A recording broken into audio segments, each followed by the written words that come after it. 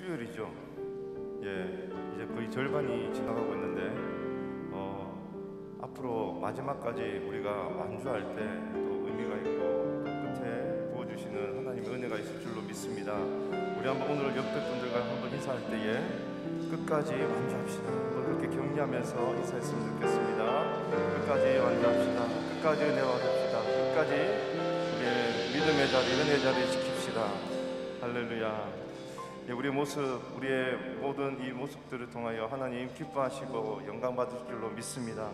이 시간도 주님 앞에 나아갈 때 우리의 모습이 아닌, 우리의 힘이 아닌, 능력이 아닌 예수 그리스도의 보혈의 능력을 힘입어 나아갑니다. 이 간절한 고백을 하나님께 함께 올려드리겠습니다.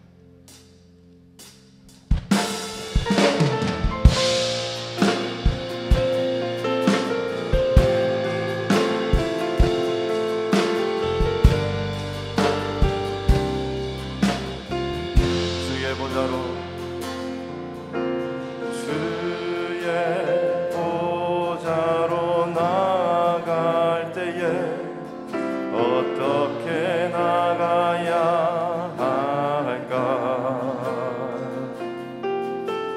나를 구원한 주의 십자가 그것을 믿으며 가네. 주의 보좌로 나아갈 때에 나 여전히 부족하나.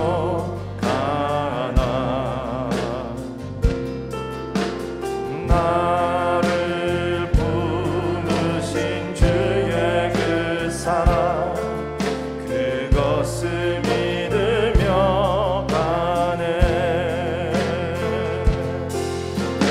자격 없는 내 힘이 아닌 오직 예수님의 보혈로 자격 없는 내 힘이 아닌 오직 예수님의 보혈로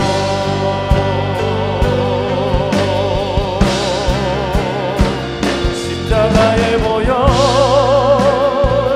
완전하신 사랑 힘입어 나아갑니다.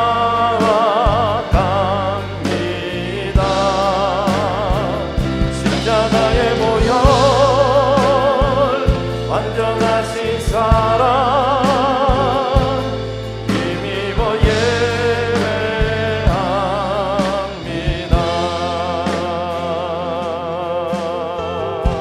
주의 보좌로 나갈 때에 주의 보좌로 나갈 때에 어떻게 나가야 할까? 나를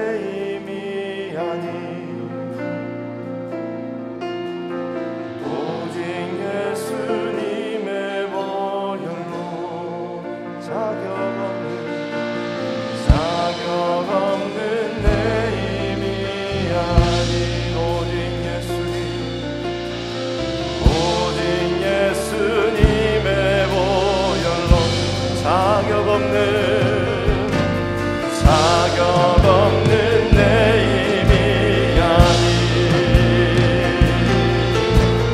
오직 예수님의 보혈로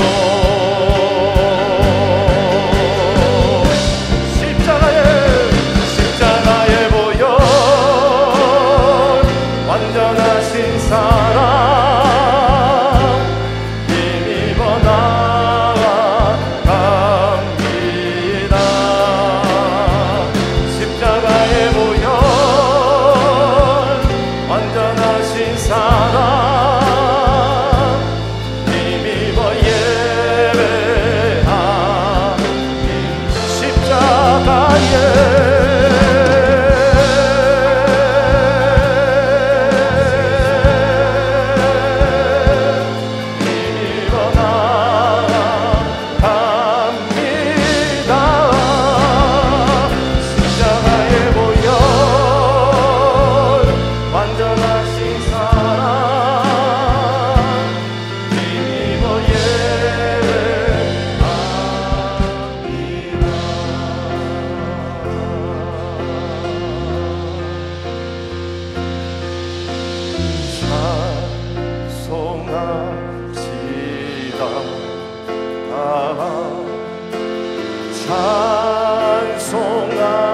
찬송합시다.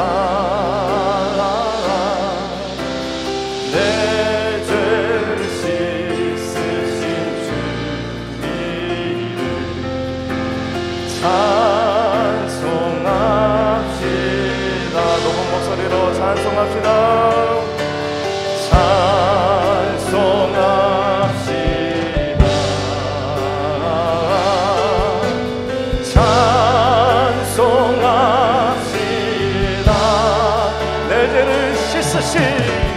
내 죄를 씻으신 주 이름 찬송합시다. 구주의 십자가 보혈로 죄 씻음 받기를 원하네. 내 죄를 씻으신 주 이름 찬송합시다. 구주의 십자가 보혈로 죄 씻음 받기를 원하네. 내 죄를 씻으신 주 이름 찬송합시다. 찬송합시다. 찬송합시다. 내 죄를 씻으신 주 찬송합시다. 죄악을 속하여 주신 주 내 속에 들어와 계시네. 십자가 앞에서 주 이름 찬송합시다. 찬송합시다. 찬송합시다. 찬송합시다. 내 죄를 씻으신 주 이름 찬송합시다. 찬송합시다. 찬송합시다. 찬송합시다. 내 죄를 씻으신 주 이름 찬송합시다. 내 주께 회개한 영혼을 생명수 가운데 젖혔네. 흠없고 순전한 주 이름 찬송합시다. 다시 한 번 더.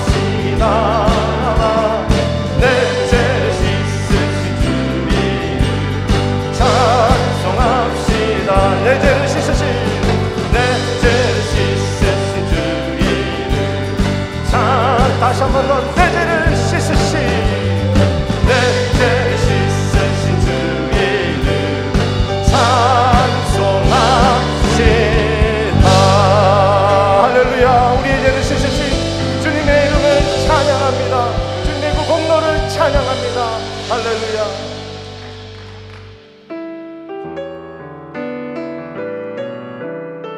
날마다 새롭게 하시며 완전하게 하시는 하나님, 부족한 우리 하나님만 의지하며 나아가겠습니다. 주여, 우린 연약합니다. 우린 오늘을 힘겨워합니다. 주 뜻 이루며 살기에 부족합니다. 우린 연약합니다. 주여, 우린 넘어집니다. 주여, 우린 넘어집니다. 오늘 하루 또 실수합니다. 주의 긍휼을 구하는 죄인입니다. 우리 주만 바라봅니다. 한없는 주님의 은혜 온 세상 위에 넘칩니다.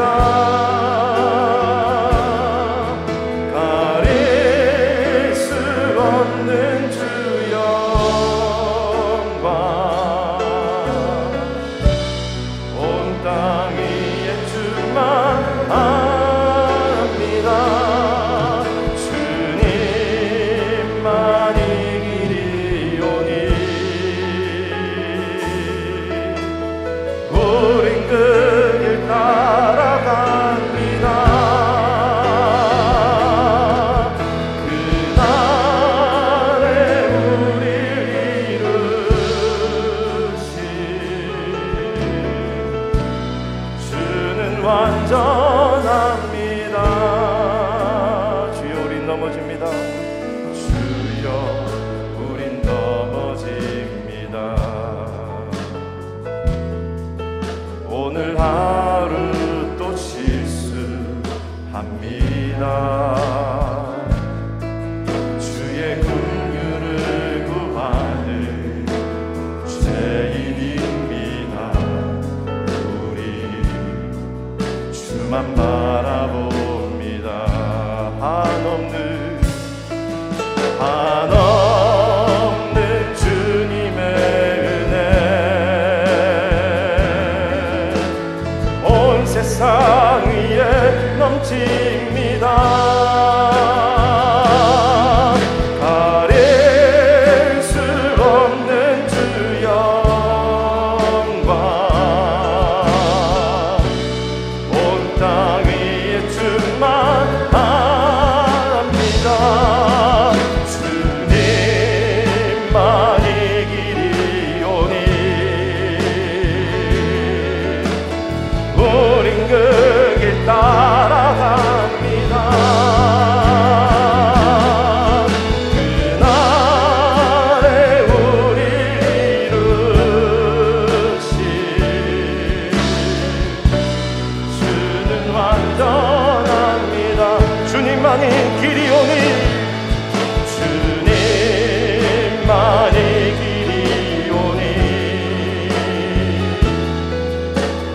우린 그 길 따라갑니다. 그날에 우리 이루시 주는 완전합니다. 그렇습니다. 오늘도 우리는 주님의 그 완전하심만을 따라서 가기 원합니다. 우리를 구원하신 그 십자가의 보혈의 능력을 따라서 나아가기 원합니다. 주님, 날마다 그 보혈의 능력을 찬양하며 나가기 원합니다. 오늘 우리의 심령이 그렇게 하나님만을 찬양하게 하시고 하나님만을 집중하게 하시며 완전하신 하나님 그 인도하신 가운데 순종하며 나아가겠습니다. 말씀 알려주실 때에 그 말씀 붙들고 나아가겠습니다. 그렇게 우리 한번 고백하며 주님 한번 외치시고 기도하며 나아가겠습니다. 주여, 그렇습니다. 완전하신 하나님 아버지만을 바라보며 나아갑니다. 우리를 온전케 하시고 붙들며 나아가오니 주여 이 고백이 나의 고백이 되게 하여 주시옵고 오늘 이 새벽 가운데 이 고백으로 하나님 아버지 앞에 온전히 간절하게 전심으로 나가는 우리 한 사람 한 사람 되도록 인도하여 주시옵소서. 주님이 원하시는 그 예배자가 되기 원합니다. 주님이 원하시는 주님의 그 자녀가 되기 원합니다. 주님의 그 은혜 가운데 거하는 자 되기 원하고 그 말씀 안에 붙들며 나아가는 자가 되기 원하오니 성령 하나님 이 시간 자정하여 주셔서 우리가 진정한 생명을 붙들어 주시고 온전히 그 말씀 가운데 사로잡혀 하나님 아버지의 영광 가운데 오늘도 한 걸음 한 걸음 나아가 승리한 우리 모두가 될 수 있도록 주님 인도하여 주시옵소서. 아버지 하나님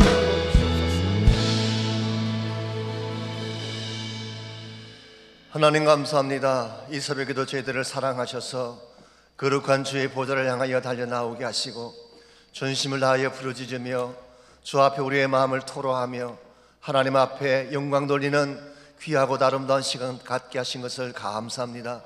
저희가 예배하며 기도하는 가운데에 주의 음성 듣는 시간 되게 도와주시옵고 우리의 심령을 하나님 앞에 올려드리며 전심을 다하여 부르짖을 때에 하나님만이 주실 수 있는 기적과 능력의 역사가 일어나는 귀한 새벽 되게 하여 주시옵소서. 이 새벽에도 귀한 예물을 주께 올린 가정들이 있습니다. 그 기도 제목을 꼭 응답해 주시고 각 가정에 필요한 것들 넘치게 채워주셔서 연약함이나 부족함이 없이 주의 영광 위에 살도록 축복하여 주옵소서. 이 새벽에도 귀한 종을 보내주시니 감사합니다. 말씀 선포할 때 정말 하나님 성령께서 함께 해주셔서 하나님의 음성을 바르게 전가할 수 있도록 도와주시고 또는 우리의 마음이 열린 마음이 되게 하시고 사모하는 심령이 되게 하셔서 말씀의 아름다운 역사가 일어날 수 있도록 축복하여 주시옵소서. 예수님의 이름으로 기도하옵나이다. 아멘. 할렐루야.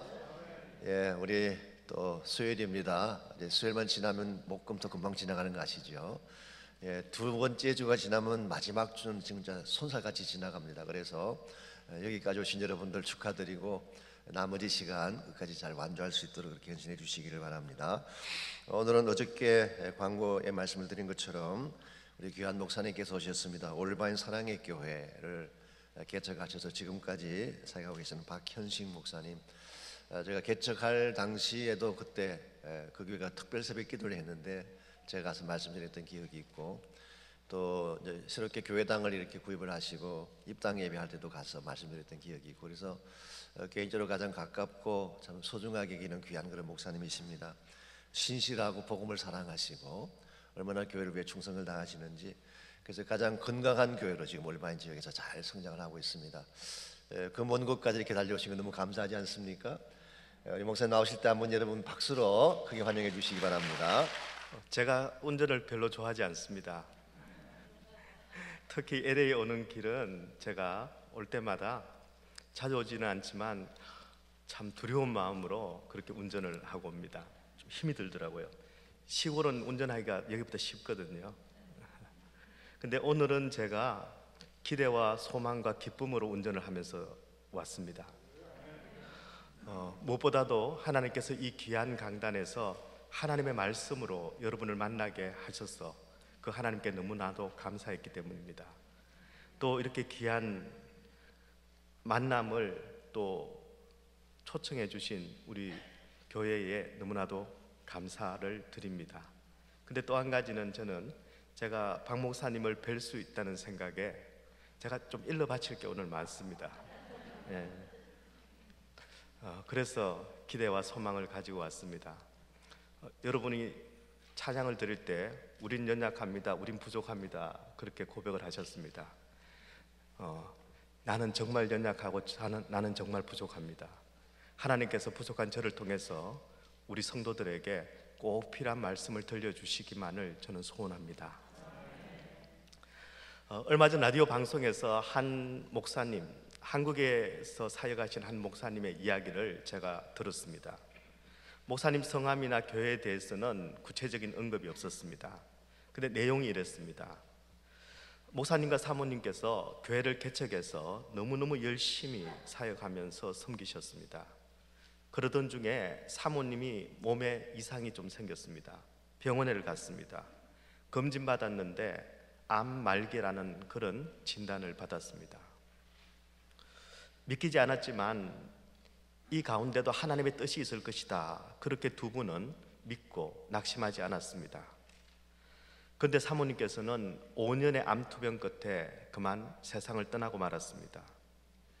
불행은 여기서 끝나지 않았습니다. 사모님이 떠나가신 후 목사님의 건강도 급격히 악화가 되었습니다. 결국은 목회를 중단해야 되는 그런 상황까지 되었습니다. 그런데 여기서 더 기가 막힌 일이 생겼습니다. 목사이고 사모인 부모 곁에서 교회를 함께 열심히 섬겼던 너무너무 믿음이 좋고 너무너무 손댈 것 없고 입댈 것 없는 그 딸이 병원에 갔는데 암이라는 진단을 받았습니다. 웬만한 사람이 이런 일을 겪으면, 아니 이런 정도가 아니라도 하나님을 원망합니다. 낙심합니다. 주저앉습니다. 그런데 목사님은 그렇게 하지 않았습니다. 오히려 걱정하며 오히려 더 낙심하고 있는 주변의 사람들에게 목사님께서 이렇게 말씀하셨습니다. 나는 고통이라는 한 부분이 아니라 내 인생 전체를 향하신 하나님의 미쁘신 뜻을 믿고 있기에, 하나님의 주권을 내가 믿고 있기에 나는 하나님을 기대합니다. 그리고 나는 이 시간을 그 기대와 소망으로 보내고 있습니다 라고 간증을 했습니다. 지금 그 목사님은 선교지에서 열심히 사역을 하고 계시다고는 그런 이야기였습니다. 아마 여러분의 삶 가운데도 그 목사님만큼은 아니지만 크고 작은 여러 가지 문제들이 여러분에게 찾아올 것입니다. 때로는 그 문제가 내 인생 전체를 흔들 만큼 그렇게 큰 문제도 있을 것입니다. 저는 그런 분들에게 오늘 이 새벽 도전하고 싶습니다. 여러분, 문제는 절대 하나님보다 크지 않습니다. 문제에 갇히면 안 됩니다. 문제에 머물면 안 됩니다. 어차피 머물 거면 우리가 하나님께 머물고, 어차피 갇힐 거면 주의 사랑 안에 갇히는 것이 승리하는 비결인 줄 믿습니다.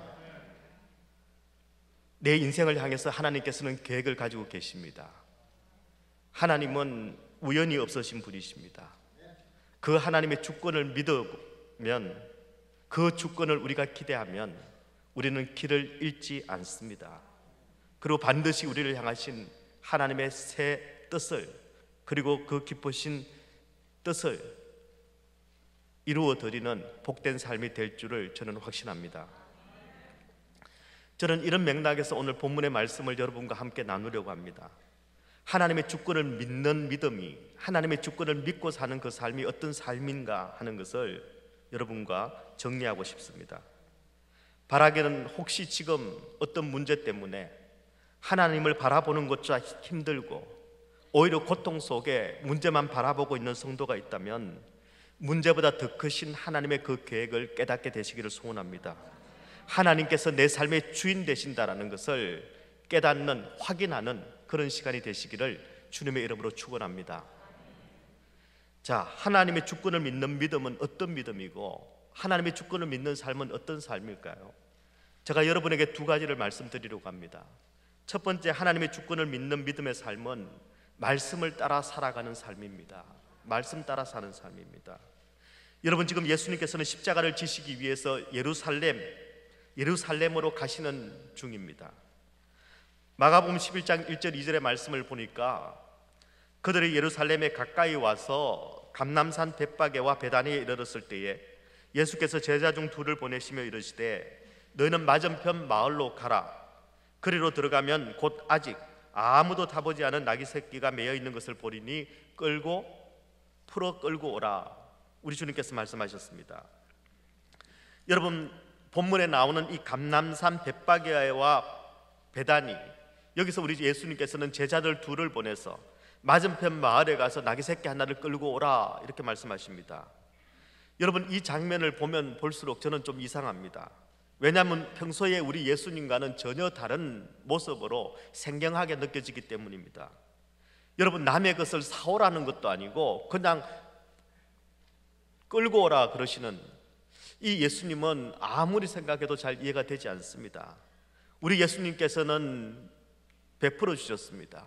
언제나 도와주셨습니다. 자기 몸을 내어 주시면서까지 우리를 살리신 분, 끊임없이 우리에게 주기만 하신 그분이 나귀 새끼 하나를 그냥 끌고 오라고 하시는 것은 참 이해하기 힘이 듭니다. 게다가 혹시라도 들키면, 주인이 보고 뭐라고 따지면 주가 쓰시겠다 하라, 그 말 한마디만 하고 그냥 가져오라는 것입니다. 그런 말씀을 하시는 주님도 참 이상하신 분이시고, 그 말 듣고 떨레떨레 가서 데리고 오는 제자도 또 좀 이상한 제자들입니다. 아마 그 스승의 그 제자인지 모르겠습니다. 근데 여러분, 이 이야기가, 상식적으로 이해하기 힘든 이 이야기가 공관복음, 마태, 마가, 누가복음에 다 기록되어 있습니다. 게다가 요한복음에서도 짧지만 기록하고 있습니다. 여러분, 나귀 한 마리를 이해되지 않는 방법으로 끌고 오는 이 이야기가 뭐 그렇게 자랑할 만한 일이고, 우리 주님께서 하시는 일 중에 뭐 그렇게 큰 일이라고 이 이야기를 복음서마다, 네 복음서가 다 기록하고 있을까요? 왜냐하면 이 사건은 단순하게 나귀 새끼 한 마리를 끌고 오는 사건이 아니기 때문에 그렇습니다. 이 사건을 통해서 하나님께서 우리에게 주시고 싶은 말씀이 있으시기 때문입니다. 그것은 바로 하나님의 주권을 믿는 자들은 철저하게 하나님의 말씀을 따라 살아가야 한다는 것을 이 이야기는 우리에게 보여주고 있습니다. 그리고 하찮은 짐승 한 마리, 나귀 새끼 한 마리라 하더라도 하나님의 주권 하에 있다는 것을 보여주시는 그런 말씀입니다. 우리 예수님께서 감람산 벳바게와 베다니에 가십니다.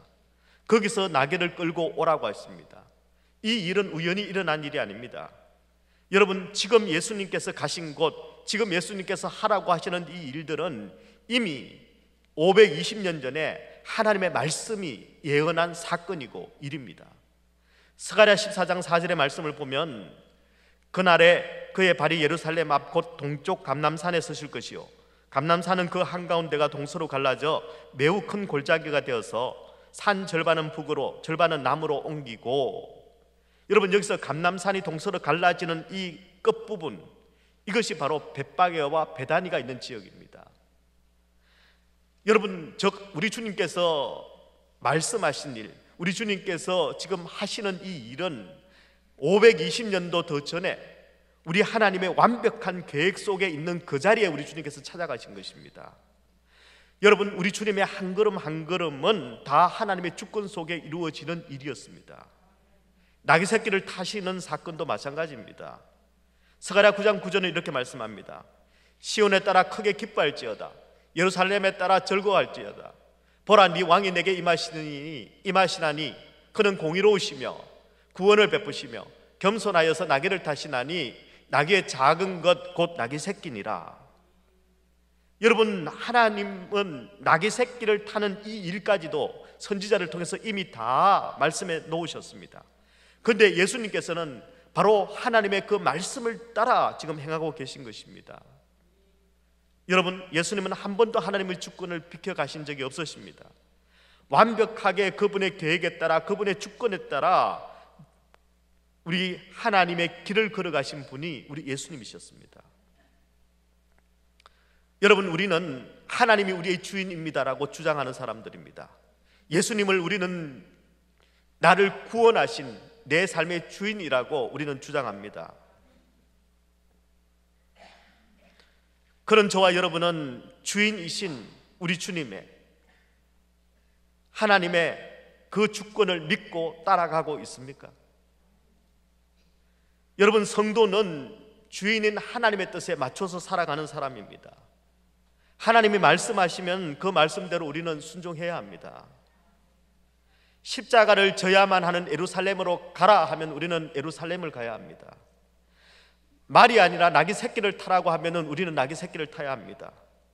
남의 나귀 새끼를 끌고 오라는 상식적이지도 않고 윤리적이지도 않은 이 일이라 할지라도, 만약 그 일이 주님께서 말씀하신 것이라면 우리는 그 말씀대로 순종해야 합니다.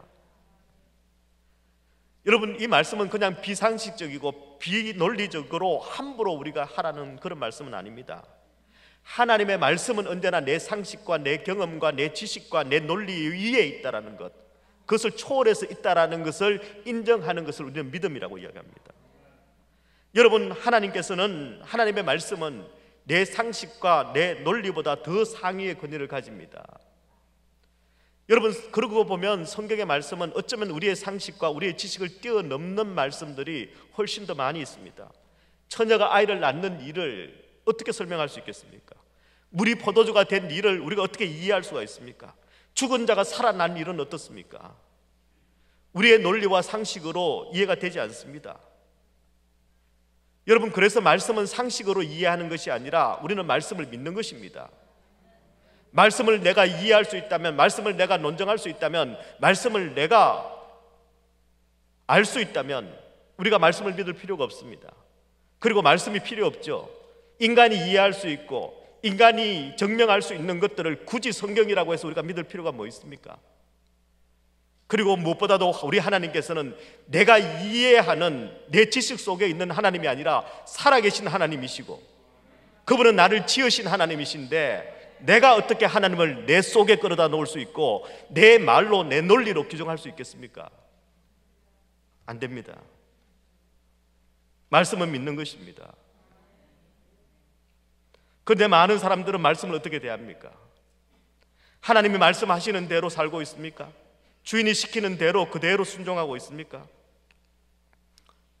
그렇지 않습니다. 하나님이 주인이라고 말을 하지만 사실은 내가 가고 싶은 것 내가 마음대로 가고, 내가 하고 싶은 일 내가 결정하고, 그리고 내가 하고 싶은 말도 그냥 내가 합니다. 아무리 하나님의 말씀이지만 내가 이해할 수 없는 것 그냥 치워버립니다. 내 논리에 맞아야 되고 내 상식에 맞으면 그때서야 이 정도 일은 내가 할 수도 있고 이 정도 일은 해야 되는 일이야 하고는 그제서야 그 일을 합니다. 그런데 여러분, 우리가 원하는 것, 우리가 이해하는 것, 우리가 하고 싶은 일들은 대부분의 경우에 하나님의 뜻과 잘 맞지 않을 때가 많습니다. 우리는 하나님 앞에 우리가 구하는 모든 것은 알고 보면 십자가는 지지 않게 해달라는 것입니다. 그 고통과 그 아픔은 겪지 않고 그냥 지나가게 해달라는 것입니다. 아무리 그래도 지금 내가 낙이 새끼는 좀 그렇지 않습니까? 낙이 새끼보다는 그래도 체면 세울 만한 그런 일을 하고 싶어 합니다. 저렇게 낮고 저렇게 폼 없이 그렇게 살고 싶지는 않습니다. 좀 더 멋지게 살고 싶고 좀 더 번듯하게 살고 싶고 뭘 하더라도 좀 형통하고 하는 일마다 잘 풀려야 주님께도 영광이고 남이 보면 예수 믿고 싶은 생각도 들지 않겠습니까? 뭐 이런 게 우리가 원하는 것이고 우리의 논리입니다. 그런데 그렇게 잘 안 되지요. 여러분, 세상 살이가 제대로 안 되지요. 내 뜻대로 안 되지요. 예, 제가 잘 이해합니다. 왜 이해하느냐면요, 하나님의 일이라는 목회도 내 마음대로 안 되는데, 내 뜻대로 안 되는데 어떻게 여러분의 삶이, 세상 속에서 여러분의 삶이 내 뜻대로 되겠습니까? 왜 그럴까요? 우리 인생의 주인은 내가 아니기 때문입니다. 목회의 주인도 내가 아니기 때문입니다. 하나님이 우리 인생의 주인 되시고 하나님께서 교회의 주인 되십니다. 결국은 이 싸움입니다. 내가 주인이 되느냐, 하나님이 주인이 되시느냐입니다. 내가 주인이 되어서 불순종하는가, 아니면 하나님이 주인 되시고 나는 하나님께 순종하는가 하는 것, 이것이 우리 인생의 싸움이고 우리 믿음의 싸움입니다. 여러분, 우리 인생의 주인은 하나님이십니다. 내 삶에 일어나는 그 어떤 일도 하나님의 간섭 없이, 하나님의 허락 없이는 일어나지 않습니다. 참새 한 마리조차도, 낙이 새끼 한 마리라도 하나님이 다 허락하셔야 되는 일이라는 것입니다. 마찬가지입니다. 지금 내가 겪고 있는 소소한 일들도, 또 때로는 내 삶을 흔들 만큼의 어려운 일들도, 또 고통도, 아픔도, 슬픔도 하나님의 주권 속에서 일어나는 일이라는 것입니다. 때로는 억울합니다. 때로는 고통스럽습니다. 도대체 이해가 되지 않습니다. 그러나 그 일도 하나님의 주권 속에 있다는 것을 우리는 알아야 합니다. 운명론자가 혹은 숙명론자가 되라는 그런 말씀은 아닙니다. 이 말씀은 하나님을 믿는 저와 여러분은 우리 하나님께서 내 삶 가운데 철저하게, 세밀하게 간섭하시고 그분이 이끌어 가신다는 것을 말씀드리는 것입니다. 그렇다면 지금 우리가 어떤 자리에 있든, 어떤 고통에 있든, 어떤 내 상식으로는, 내 논리로는 이해가 되지 않는 그런 일을 겪고 있든지 간에 하나님께서 허락하셨다면, 하나님의 주권 아래에 있다라면은 우리는 일단 받아들여야 합니다. 그리고 순종해야 합니다. 그리고 하나님께서 이 길을 걷게 하신, 이 문제를 내게 주신 뜻이 무엇인지를 우리는 빨리 발견해야 빨리 일어설 수 있고 빨리 승리할 수 있습니다. 저는 우리 새누리교회 모든 성도들이 하나님의 말씀이라면, 내가 해보지도 않았지만, 내가 이해되지도 않지만, 내 생각에는 맞지도 않지만, 그러나 그것이 하나님의 말씀이 분명하다면 그 말씀을 따라가는 자들이 되기를 소원합니다. 하나님의 말씀은 완전하십니다.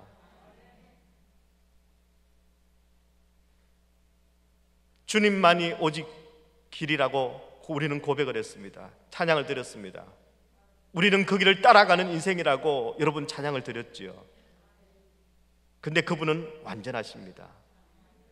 그 길을 따라가기만 하면은, 그 말씀에 순종하기만 하면은, 하나님이 주인 되시는 삶을 살기만 하면은 그분은 그분의 뜻을 우리 가운데 이루실 것입니다. 하나님의 뜻이 이루어지는 복된 인생들, 복된 교회가 되시기를 우리 주님의 이름으로 축원합니다. 두 번째입니다. 하나님의 주권을 믿는 삶, 그런 삶은 바로 목적대로 사는 삶입니다. 여러분, 하나님은 목적을 가지고 우리를 창조하셨습니다. 우리는 우연히도 아니고 누구의 실수 때문에 태어난 존재가 아니라 하나님께서 목적을 가지고 지으신 존재가 바로 우리입니다. 여러분, 성경에는 하나님께서 어떤 목적을 가지셨는지가 잘 나오고 있습니다. 그 중에서 이사야서 43장 21절의 말씀에 보면, 이 백성은 내가 나를 위하여 지었나니 나를 찬송하게 하려 함이라. 하나님께서 지으셨습니다. 왜요? 나를 찬송하게 하도록. 에베소서 2장 10절의 말씀에서는 이렇게 말씀합니다. 우리는 그가 만드신 바라 그리스도 예수 안에서 선한 일을 위하여 지으심을 받은 자니 이 일은 하나님이 전에 예비하사 우리로 그 가운데서 행하게 하려 하심이니라. 우리는 그가 만드신 바라. 우리는 그가 만드신 바라. 왜요? 그리스도 예수 안에서 선한 일을 위하여 지으심을 받았다. 여러분, 우리를 지으신 목적은 무엇입니까? 하나님을 찬송하는 것입니다. 하나님 보시기에 선한 일을 하는 것, 그것이 바로 우리 인생의 목적입니다. 다른 말로 하면 하나님을 예배하고 하나님의 영광을 위해 사는 것, 그것이 인생의 목적이라는 것입니다. 여러분은 이 목적대로 살아가고 있습니까? 내 인생의 목표는, 내 인생의 목적은 내가 하나님을 예배하는 것이다. 내 인생의 목적은 내가 하나님의 영광을 드러내는 것이다. 여러분, 이 목적을 가지고 있습니까? 그 목적대로 여러분은 살아가고 계십니까? 예. 근데 오늘 본문의 말씀에 보면 이 삶의 목적을 잊어버린 사람들이 등장하고 있습니다. 마가복음 11장 8절에서 10절까지 본문의 말씀을 보면요, 많은 사람들이 등장합니다. 많은 사람들은 자기들의 겉옷을, 또 다른 이들은 들에서 벤 나뭇가지를 길에 펴며 앞에서 가고 뒤에서 따르는 자들이 소리 지르되 호산나 찬송하리로다. 주의 이름으로 오시는 이여 찬송하리로다. 오는 우리 조상 다윗의 나라여 가장 높은 곳에서 호산나 하더라. 여러분, 많은 사람들이 지금 주님을 맞이하고 있습니다. 그들이 뭐라고 지금 외치고 있습니까? 호산나 찬송하리로다. 주의 이름으로 오시는 이여. 여러분, 호산나 호산나 지금 찬송하고 있습니다. 여러분, 이 찬송은 바로 인생의 목적에 맞는 그런 행위 아닙니까? 하나님을 지금, 예수님을 찬송하고 있습니다. 하지만 여러분, 예수님을 환호하는 이들의 찬송은 진정한 찬송이 아닙니다.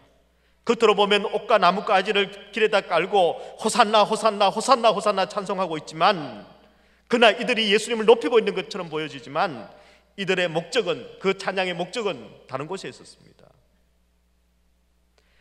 여러분, 호산나라는 말은 우리를 구원하소서라는 뜻이 담겨 있습니다. 그러나 문제는 이들이 원하는 구원이 무엇인가 하는 것입니다. 이들이 원하는 구원은 로마의 압제에서 구원해 달라는 것입니다. 그들이 원하는 다윗의 나라라는 것은 하나님의 나라가 아니라 다윗 때에 우리가 얼마나 잘 살았는데, 얼마나 우리가 강했는데, 바로 그렇게 경제적으로 정치적으로 다시 한번 회복되기를 원하는, 부강했던 그때처럼 만들어 달라는 그런 소망이었습니다. 여러분, 그 당시에 사실 호산나 호산나라는 이 표현, 다윗이라는 이런 표현들은 여러분 로마의 식민지로 있었던 당시 사람들에게는 금기된 발음이었고 굉장히 위험한 발음이었습니다.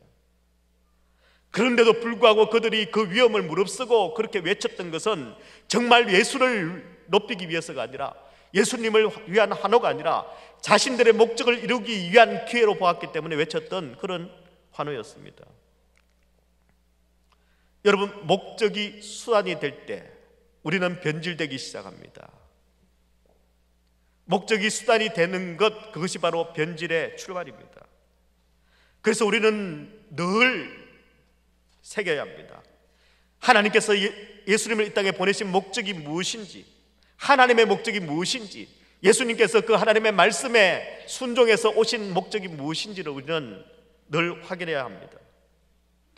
여러분, 예수님께서 이 땅에 오실 때 하나님의 목적이 무엇이었습니까? 예수님께서 이 땅에 오셨을 때 천사들이 찬송했던 그 찬송은, 그 환호는 어떤 것이었습니까? 누가복음 2장 14절의 말씀에 잘 나타나 있죠. 지극히 높은 곳에서는 하나님께 영광이요, 땅에서는 하나님이 기뻐하신 사람들 중에 평화로다 하니라. 여러분, 우리가 성탄 때마다 우리가 암송하는 그런 구절입니다. 여러분, 예수님을 이 땅에 보내신 하나님의 목적이 무엇인지가 여기 천사들의 찬송 가운데 들어 있습니다. 무엇입니까? 하나님께 영광입니다. 예수님께서 이 땅에 오신 것은 하나님께 영광을 돌려드리기 위해서입니다. 그럼 우리는 뭡니까? 기뻐하신 사람들 중에 평화로다라고 되어 있습니다. 평화로다. 여러분, 예수님께서 이 땅에 오신 목적, 하나님께서 예수님을 이 땅에 보내신 목적, 그것은 바로 하나님께 영광이요, 우리들에게는 평화를 주시기 위해서였습니다. 근데 지금 예수님의 예루살렘 입성을 환호하는 이 사람들의 요구는 하나님께 영광이 아니라 자기들의 영화와 영광을 지금 구하고 있는 것입니다. 여러분, 우리는 영광을 누려서는 안 되는 존재입니다. 우리는 하나님 안에서 평화를 누리고 하나님 안에서 평강을 누리며 사는 존재이지 영광을 받는 존재가 아니라는 것입니다. 우리의 주인 되시는 하나님께서 영광을 받으셔야 되고, 그 하나님께서 영광을 받으실 때 우리 가운데 하나님의 평강, 하나님의 평화가 이 땅 가운데 임하게 되어 있다는 것입니다. 하나님의 영광이 없는 곳에는 평화가 없습니다. 그렇게 사람들이 평화를 외치고 평강을 외치지만 이 땅 가운데 평화가 없는 이유는 하나님께 영광을 돌리지 않기 때문입니다. 그런데 사람들은 자꾸 평강이 아니라 영광을 구합니다. 내가 높아지기를 구합니다. 내가 부해지기를 구합니다. 내가 힘을 가지기를 구합니다. 그래서 그 힘을 가지도록, 그 영광을 누리며 살 수 있도록 하나님 도와주세요. 조금만 도와달라는데 그것도 못하십니까? 그렇게 하나님을 수단화하는 것, 그것이 바로 예수님을 환호하는 이 사람들의 외침이었다는 것입니다. 여러분, 목적이, 수단이 서로 바뀌게 되면 사람들은 극과 극의 행동을 하게 됩니다. 어떻게 해요? 여러분, 한 입으로 썬물과 단물을 쏟아냅니다. 하나님을 찬양하는 입술로 하나님을 죽이자고 달려듭니다. 호산나 호산나 외치는 이들의 외침이 무엇으로 변했습니까? 누가복음 23장 31절의 말씀에 보면 그들은 소리질러 이르되 그를 십자가에 못 박게 하소서, 십자가에 못 박게 하소서. 호산나 호산나 외치던 그 무리들이 그를 십자가에 못 박게 하소서라고 외치고 있습니다. 왜요?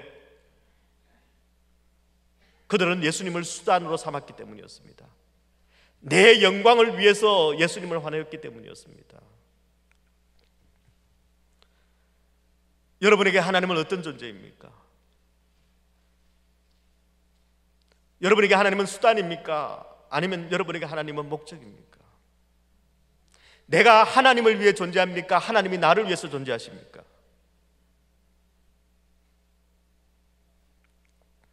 우리는 하나님의 영광을 위하여 지음받았다고 이야기합니다.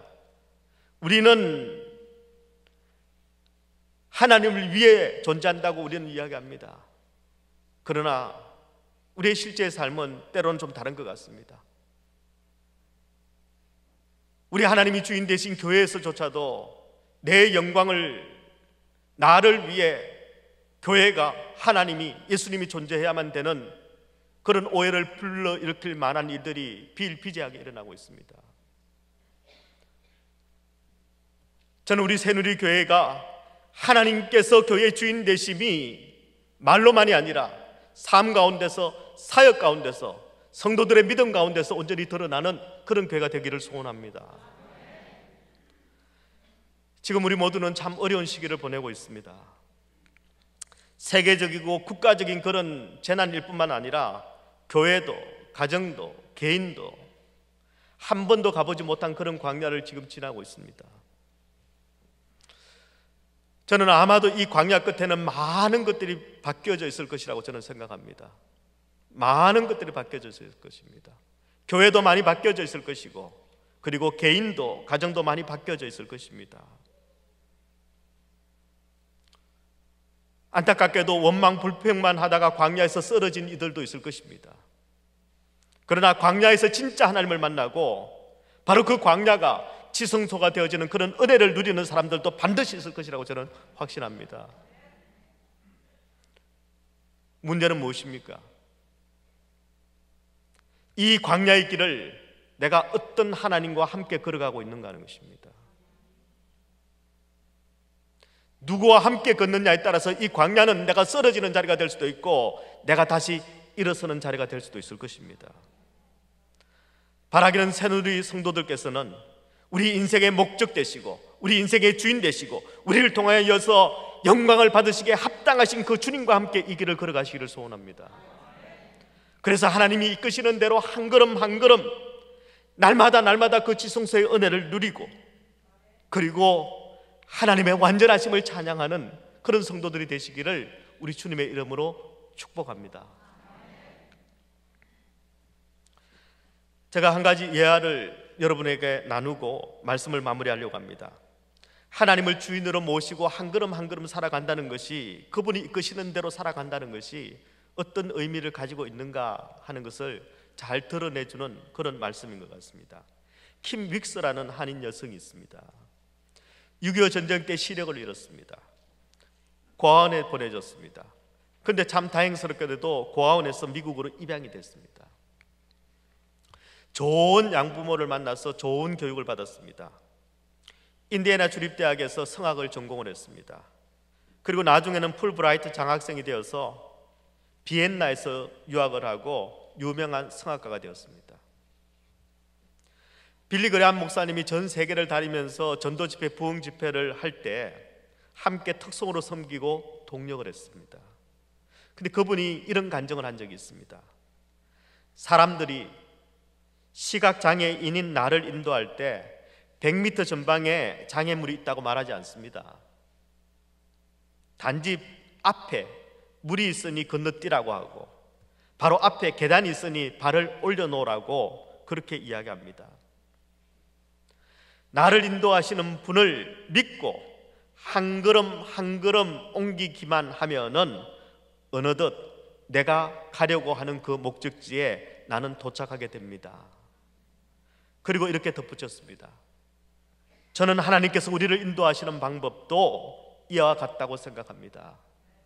우리는 10년 후, 20년 후를 알지 못합니다. 단지 오늘 내가 한 걸음 한 걸음 하나님께 순종한다면, 하나님의 뜻대로 오늘 일하는 한 걸음을 내가 내딛는다라면은 하나님께서는 내일을 허락하시고, 그리고 마침내 하나님께서 계획하신, 하나님께서 약속하신 그 바로 그 자리에 내가 반드시 도착해 있을 것입니다. 너무너무 귀한 간증이라고 생각합니다. 우리는 10년, 20년 후가 아니라 내일 일도 잘 알지 못합니다. 그러나 우리에게 소망이 있는 것은, 내일도 알지 못하는 인생이 오늘 소망을 가질 수 있는 것은 나의 영혼을 아시는 그 주님께서 지금 나와 함께 하고 계시다는 사실입니다. 우리는 그 주님을 따라가기만 하면 됩니다.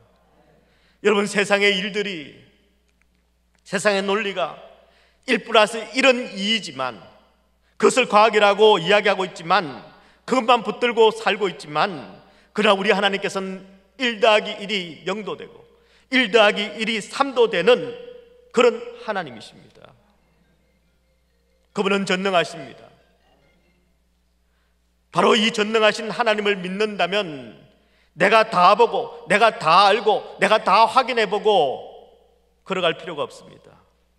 하나님이 보여주시는 만큼 내가 믿고 그분과 함께 한 걸음을 내딛는 성도들이 되시기를 소원합니다.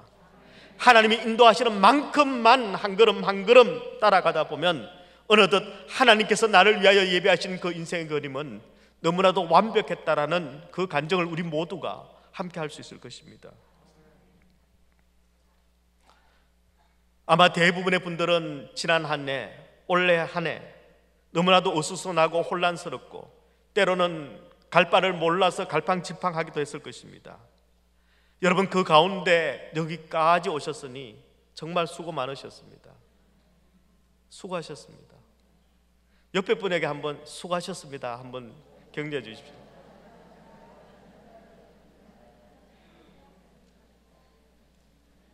여러분 몰라도 저도 정말 수고가 많았습니다.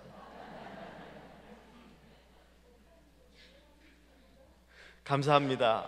예. 저는 정말 수고 많았습니다.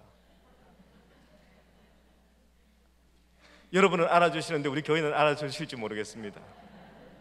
왜 수고가 많았냐면요, 제가 연약해서 수고가 많았습니다. 제가 못나서 수고가 많았습니다. 제가 무능해서 수고가 많았습니다. 재주도 없고 무능하고 연약한데 여기까지 오려니 얼마나 내가 수고가 많았겠습니까? 여러분, 그래서요, 무능하고 연약한 사람들을 우리가 격려해야 됩니다. 기도해야 됩니다. 아이고, 저렇게 못나서 어떻게 사나 싶은데 못나서 사는 게 더 힘들어요. 아이, 뭐 저렇게 할 줄 몰라서 저거 뭐 왜 저러나. 할 줄 모르는 사람이 여러분 살려면 더 힘듭니다. 여러분 정말 수고 많으셨습니다. 정말 수고 많으셨습니다. 잘하셨습니다. 잘 견뎌오셨습니다. 여러분, 그런데 여러분이 끝까지 견디고 끝까지 승리하시길 저는 소원합니다. 이제 얼마 남지 않은 2021년 마지막 시간도,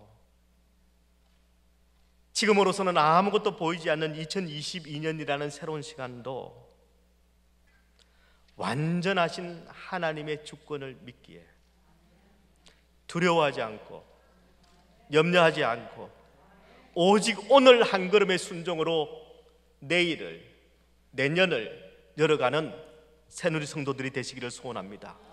그래서 마침내 2022년은 하나님께서 나에게 가장 큰 복을 주셨고 나에게 가장 큰 승리를 주셨고, 그리고 우리 새누리 교회 가운데 가장 큰 하나님의 영광을 보여주신 복된 한 해였다라는 이 간증이 이 교회 가운데, 여러분의 진정한 찬양 가운데, 여러분의 진정한 예배 가운데 나타나는 복된 인생들, 그리고 복된 우리 새누리 교회가 되기를 우리 주님의 이름으로 축원합니다. 하나님 아버지, 은혜를 감사를 드립니다. 우리는 연약합니다. 우리는 부족합니다. 그러나 내가 연약하기에 주님만 바라보고 내가 부족하기에 하나님의 말씀만 따라갑니다. 주님 인도하여 주시옵소서. 승리하게 하여 주시옵소서. 한 걸음 한 걸음 우리 곁을 결코 절대 떠나시지 않는 그 주님께 내 모든 것을 맡겨드리고 주님과 함께 승리하는 우리 새누리교회 성도들 다 되게 하여 주시옵소서. 감사드리며 예수 그리스도의 이름으로 기도드리옵나이다. 아멘.